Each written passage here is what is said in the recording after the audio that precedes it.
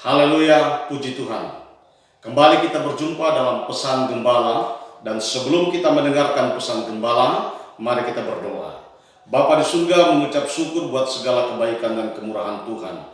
Saat ini kami akan mendengarkan pesan gembala, tetapi sebelumnya Tuhan, sucikan kuduskan kami, layakkan kami menjadi alat-Mu, bahkan berkati setiap orang yang mendengarkan dan menonton tayangan ini Bapa. Di dalam nama Yesus kami sudah berdoa. Haleluya. Amin. Bapak Ibu Saudara yang dikasihi Tuhan, pesan gembala kali ini berjudul Beritakanlah Firman. Mari Bapak Ibu kita baca di dalam 1 Korintus pasal yang ke-9 ayat 16. Karena jika aku memberitakan Injil, aku tidak mempunyai alasan untuk memegahkan diri, sebab itu adalah keharusan bagiku. Celakalah aku jika aku tidak memberitakan Injil. Bapak Ibu Saudara yang dikasihi Tuhan Yesus Kristus, amanat agung Tuhan Yesus berkata, pergilah jadikanlah semua bangsa muridku dan baptislah mereka dalam nama Bapa dan Anak dan Roh Kudus, dan ajarlah mereka melakukan segala sesuatu yang telah kuperintahkan kepadamu, dan ketahuilah aku menyertai kamu senantiasa sampai kepada akhir zaman. Saudara, ini adalah yang disebut amanat agung Tuhan. Sudahkah kita merespon panggilan Tuhan ini? Sudahkah kita melaksanakan amanat yang disampaikan Tuhan kepada kita? Matius pasal 9 ayat 37 berkata, tuaian banyak tetapi pekerja sedikit.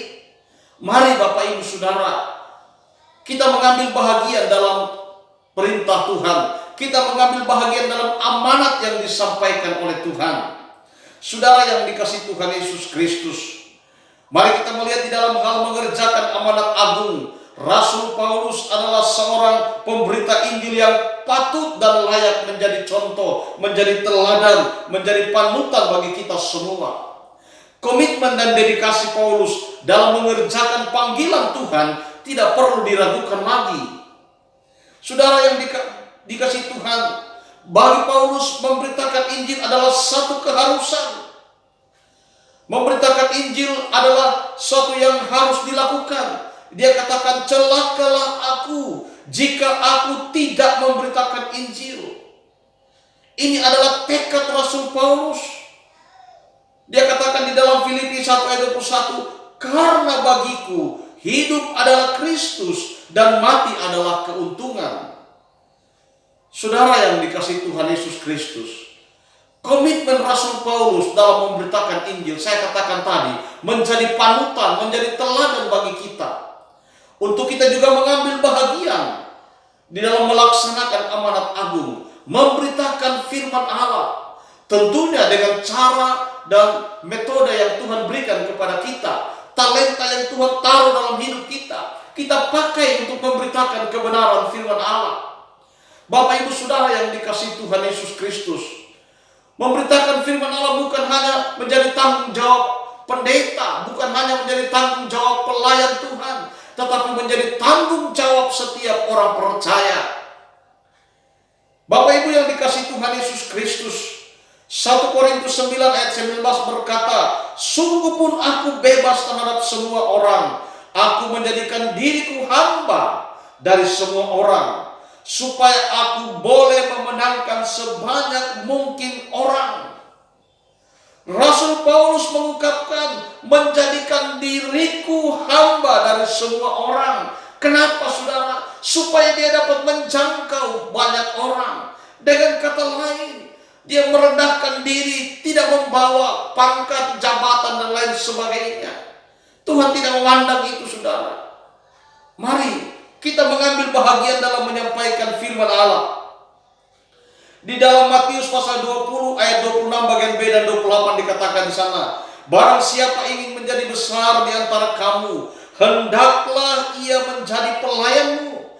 Dan barang siapa ingin menjadi terkemuka di antara kamu, hendaklah ia menjadi hambamu. Sama seperti Anak Manusia datang, bukan untuk dilayani, melainkan untuk melayani dan untuk memberikan nyawanya menjadi tebusan bagi banyak orang. Saudara yang dikasihi Tuhan Yesus Kristus, dalam memberitakan Injil, Paulus tidak bersikap kaku. tetapi ia belajar untuk peka terhadap keadaan orang yang hendak dilayaninya. Dia berusaha menyesuaikan diri agar dapat diterima dengan baik. Tetapi bukan berarti Paulus berkompromi dengan cara hidup mereka yang tidak berkenan kepada Tuhan. Penyesuaian diri Paulus hanya terbatas pada hal-hal yang bukan prinsip atau yang tidak bertentangan dengan firman Allah. Bagaimana dengan kita? Mungkin ada yang berkata, saya tidak tahu bagaimana caranya memberitakan firman Allah. Saudara, saya katakan tadi, ada talenta yang Tuhan taruh dalam hidupmu. Tentunya dengan izin Tuhan, dengan Tuhan memberikan talenta kepadamu, Tuhan berikan kemampuan kepadamu, engkau mampu melakukan, engkau mampu memberitakan firman Allah dengan cara yang Tuhan berikan kepadamu. Tidak semua harus menjadi pengkhotbah, tetapi semua harus menjadi pemberita Injil, membawa kabar baik bagi orang lain. Saudara yang dikasihi Tuhan Yesus Kristus, selagi masih ada kesempatan, biarlah rohmu menyala-nyala dan layanilah Tuhan, kata Rasul Paulus.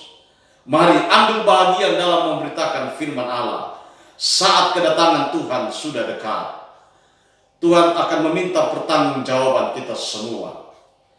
Adakah kita sudah menyampaikan kabar baik juga kepada orang lain? Jangan kita egois, saudara. Kita sudah menerima anugerah keselamatan. Beritakan, sampaikan kepada orang lain juga berita sukacita itu, sehingga mereka juga diselamatkan oleh Tuhan. Terpujilah nama Tuhan.